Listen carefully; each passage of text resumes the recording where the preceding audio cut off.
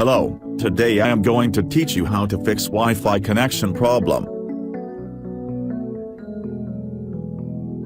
On the desktop, press Windows plus S. In the search box below, type Device Manager, and click on Device Manager.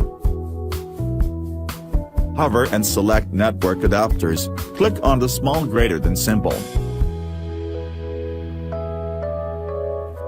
Hover and select Realtek Wi-Fi adapter, click and select Uninstall device. Don't worry about uninstalling your device, it will be recovered. Select the monitor with lens icon, which is Scan for hardware changes. Restart your PC or laptop. Congratulations, you have fixed your Wi-Fi problem. You can also leave a comment in the description below. Please don't forget to like, share, and subscribe to the channel.